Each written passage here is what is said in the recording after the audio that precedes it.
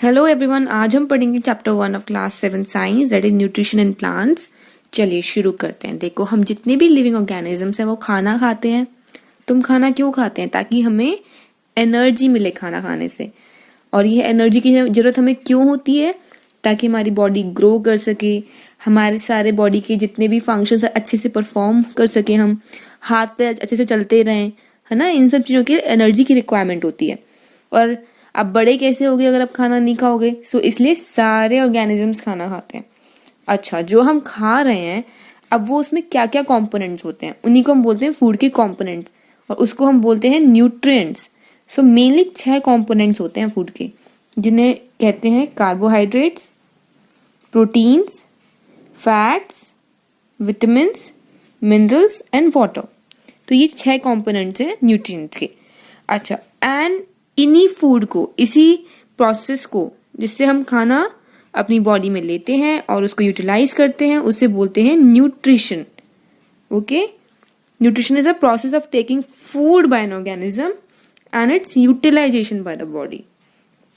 Now next point. अच्छा, अब ऐसा भी होता है कि कुछ ऑर्गेनिजम्स अपना फूड खुद बनाते हैं, वाइल कुछ ऑर्गेनिजम्स दूसरों पर डिपेंडेंट होते हैं फूड के लिए। तो जो ऑर्गेनिज्म अपना फूड खुद बनाते हैं उन्हें बोलते हैं ऑटोट्रॉफिक ऑर्गेनिजम्स, जैसे कि हुए प्लांट्स। और जो दूसरों पर डिपेंडेंट होते हैं उन्हें बोलते हैं हेट्रोट्रॉपिक ऑर्गेनिजम्स, जैसे कि गोट है प्लांट पे डिपेंडेंट, लायन है गोट पे डिपेंडेंट, ह्यूमंस है प्लांट्स एंड एनिमल्स दोनों पे डिपेंडेंट। नेक्स्ट, क्योंकि प्लांट्स खुद अपना खाना बनाते हैं, अब वो मूव तो करते नहीं है, तो फिर वो खाना बनाते कहाँ हैं? तो वो अपना खाना बनाते हैं लीव्स में। The food is prepared in leaves, इसलिए हम उन्हें बोलते हैं फूड फैक्ट्रीज। अच्छा, तो खाना अगर लीव्स में बनता है तो सारा का सारा रॉ मटेरियल जो जितना भी होगा वो सारा का सारा लीव्स तक पहुंचेगा। तो वो कैसे कैसे पहुंचता है? जैसे हम ह्यूमन जब खाना बनाते हैं तो बाजार से सब्जियां लेके आते हैं, पानी आता है आपकी घर की टंकी से, और बर्नर पर हम खाने को पकाते हैं। ऐसी प्लांट्स में लीव्स में रॉ मटेरियल जगह जगह से पहुंचता है, जैसे कि रूट्स एब्जॉर्ब करती हैं वाटर एंड मिनरल्स, और ये यहाँ पे कुछ पाइप लाइक स्ट्रक्चर होता है, वहां से पहुंचते हुए वो लीव्स में जाता है। अच्छा तो वाटर एंड मिनरल्स एब्जॉर्ब हो गए रूट से। नाउ कार्बन डाइऑक्साइड ये लेते हैं एयर से। लीव्स में होते हैं कुछ छोटे छोटे पोर्स जिन्हें हम बोलते हैं स्टोमेटा, तो वो कार्बन डाइऑक्साइड वहीं से इनहेल करते हैं। तीसरी चीज, अब वो सनलाइट को कैसे एब्जॉर्ब करेंगे? तो वो क्लोरोफिल की मदद से होता है। एक ग्रीन कलर का पिगमेंट होता है जिसकी वजह से लीव्स का कलर भी ग्रीन होता है। तो वहीं से वो जो क्लोरोफिल होता है वो सनलाइट को कैप्चर कर लेता है, जिसकी मदद से खाना बनता है प्लांट्स में। अच्छा, अब ये फोटोसिंथेसिस डे लाइट में होता है, सनलाइट की प्रेजेंस में हो रहा है, इसलिए ही इसे बोलते हैं फोटोसिंथेसिस। फोटो का मतलब होता है लाइट और सिंथेसिस का मतलब होता है टू प्रिपेयर। सो ये हो गया आपका फोटोसिंथेसिस, जहां पर फूड प्रिपेयर हो रहा है with the help of raw materials like water and minerals, carbon dioxide, sunlight, chlorophyll. और इस प्रोसेस में ये क्या बनाते हैं? कार्बोहाइड्रेट्स और ऑक्सीजन को रिलीज करते हैं। अच्छा, ये हो गई इसकी equation. Carbon dioxide plus water in the presence of sunlight, by capturing sunlight by chlorophyll, they release oxygen and make carbohydrates. अच्छा, अब ये जो कार्बोहाइड्रेट्स होते हैं ये कन्वर्ट हो जाते हैं स्टार्च में। अगर हमें फोटोसिंथेसिस का टेस्ट करना हो कि फोटोसिंथेसिस किसी प्लांट में हो रहा है कि नहीं हो रहा है, तो हम उसके लिए करते हैं स्टार्च का टेस्ट। अगर प्लांट में स्टार्च प्रेजेंट है, इसका मतलब उस लीफ में फोटोसिंथेसिस हो रहा है। तो कैसे करते हैं स्टार्च टेस्ट? तो फर्स्टली लीफ में से जो क्लोरोफिल प्रेजेंट है उसे रिमूव करना होता है, तो इसलिए उस लीफ को अल्कोहल में बॉईल करते हैं, एंड देन उस बॉइल्ड लीफ में 2 ड्रॉप्स आयोडीन सॉल्यूशन डालते हैं। एंड अगर उस लीफ का कलर ब्लू ब्लैक हो जाता है, मतलब कि उसमें स्टार्च था, और इसका मतलब उस लीफ में फोटोसिंथेसिस की प्रोसेस हुई है। अच्छा, तो ये हो गया आपका स्टार्च टेस्ट। अब इस फोटोसिंथेसिस की प्रोसेस की काफ़ी इम्पोर्टेंस भी होती है। देखो, अगर प्लांट्स फोटोसिंथेसिस ना करें तो इस धरती पर कोई भी लिविंग ऑर्गेनिज्म खाना नहीं खा पाएगा। क्यों? क्योंकि जितने भी हर्बीवोरस एनिमल्स होते हैं जैसे कि गाय, भैंस, बकरी, सब के सब प्लांट्स खाते हैं। और दूसरा, हम भी प्लांट्स पे डिपेंडेंट होते हैं क्योंकि हम उनसे फ्रूट्स लेते हैं, वेजिटेबल्स लेते हैं।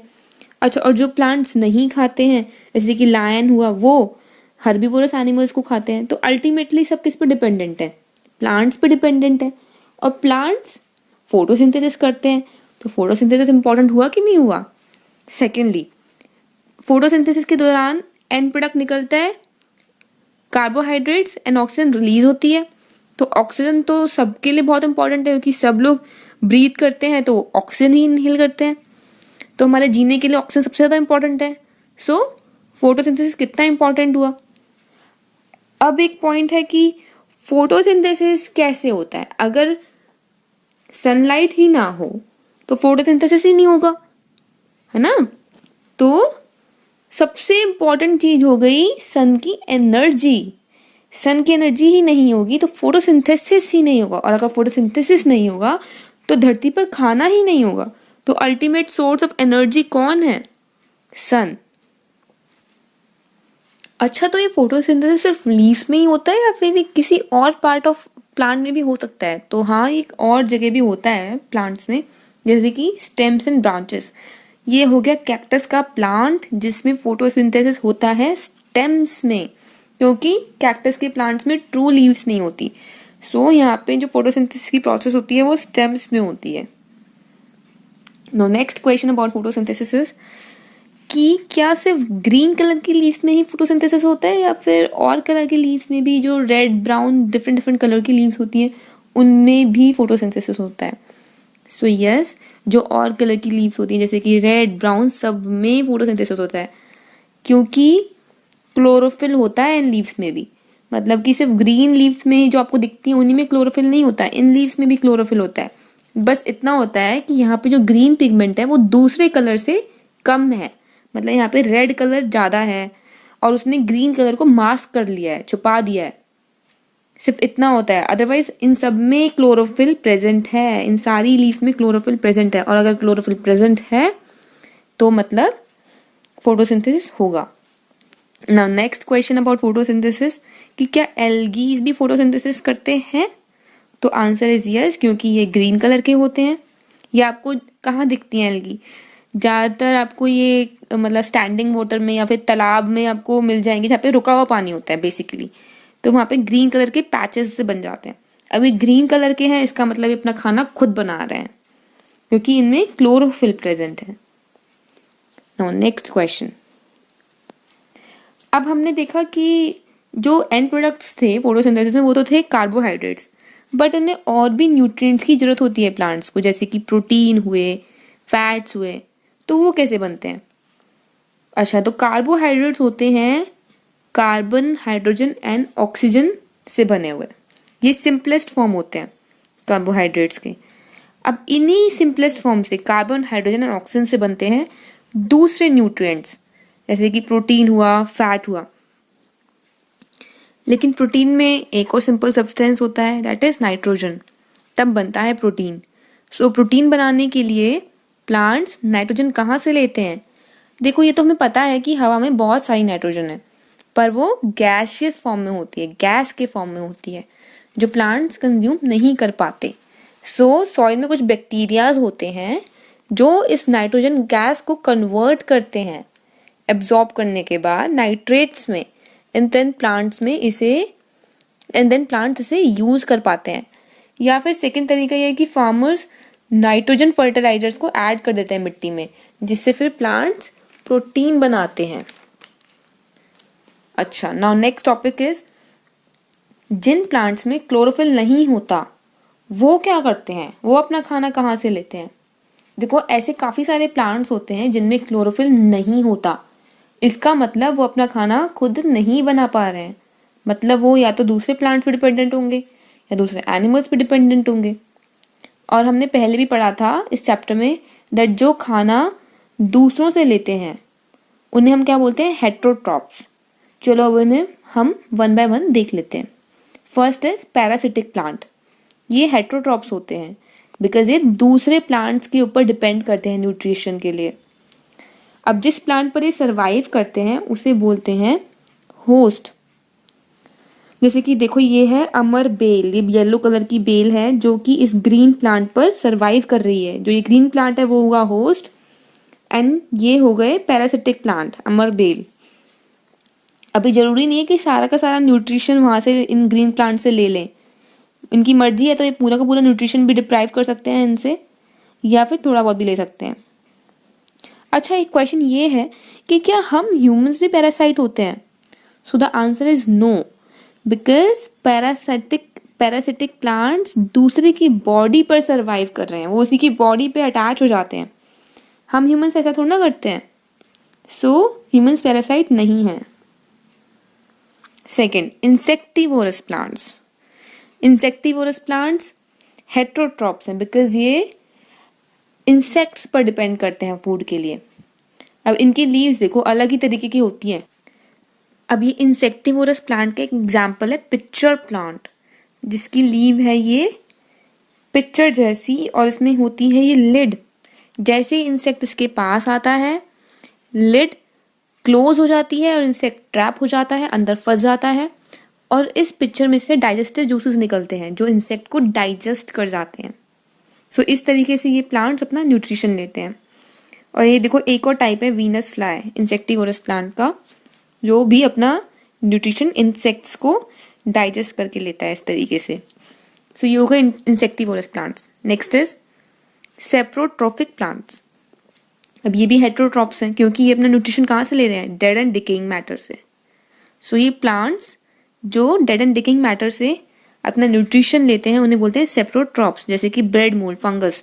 जब फंगस लग जाती है ब्रेड पर काफी टाइम तक, अगर आप ब्रेड को मॉइस्ट जगह पे रख दो तो वहां पे फंगस सी लग जाती है, तो वो फंगस ब्रेड से, वो जो ब्रेड खराब हो रही होती है उसी ब्रेड से न्यूट्रिशन लेती है। And next example is mushroom. ये मशरूम भी डेड प्लांट से, रॉटिंग वुड से, जो वुड सड़ रही होती है उससे अपना न्यूट्रिशन लेती है। Next point is symbiotic relationship. देखो कुछ ऑर्गेनिजम्स होते हैं वो एक दूसरे के साथ रहते हैं और एक दूसरे के साथ शेल्टर एंड फूड को शेयर करते हैं। सो इसी रिलेशनशिप को बोलते हैं सिम्बियोटिक रिलेशनशिप। जैसे कि एग्जाम्पल है एल्गी एंड फंगी का, जो एक दूसरे के साथ रहते हैं और उन्हें टुगेदर बोलते हैं लाइचेंस। एल्गी प्रोवाइड करती हैं food and nutrition to the fungus, क्योंकि फंगस अपना खाना खुद नहीं बना पाती, एल्गी बना पाती। हमने पढ़ा था एल्गी फोटोसिंथेसिस करती है क्योंकि उसमें क्लोरोफिल प्रेजेंट होता है, वो अपना खाना खुद बनाती है और वो फंगस को फूड एंड न्यूट्रिशन प्रोवाइड करती है। And fungus then water and minerals and shelter provide करती है एल्गी को। तो दोनों साथ साथ रहते हैं और इसी रिलेशनशिप को बोलते हैं सिम्बियोटिक रिलेशनशिप। चलिए लास्ट टॉपिक देख लेते हैं इस चैप्टर का, दैट इज किस तरीके से न्यूट्रिएंट्स रिप्लेनिश होते हैं सॉइल में। देखो ये हमें पता चल गया कि प्लांट्स न्यूट्रिएंट सॉइल से एब्जॉर्ब करते हैं। अब अगर प्लांट सॉइल से न्यूट्रिएंट्स लेते ही रहेंगे तो सॉइल में से न्यूट्रिएंट्स धीरे धीरे खत्म हो जाएंगे, इसलिए खाद डाली जाती है, फर्टिलाइजर्स, मैन्योर्स डाले जाते हैं ताकि सॉइल में न्यूट्रिएंट्स बने रहें, जैसे कि पोटेशियम, फॉस्फोरस, नाइट्रोजन। ये सारी भरपूर होती है खाद इन सब चीज़ों से जो प्लांट्स को बेनिफिट करती हैं। अच्छा, ये जो क्रॉप्स होती हैं वो नाइट्रोजन काफ़ी इस्तेमाल करती हैं, तो ऑब्वियसली बात है अगर नाइट्रोजन इस्तेमाल करेंगी तो नाइट्रोजन कम हो जाएगी।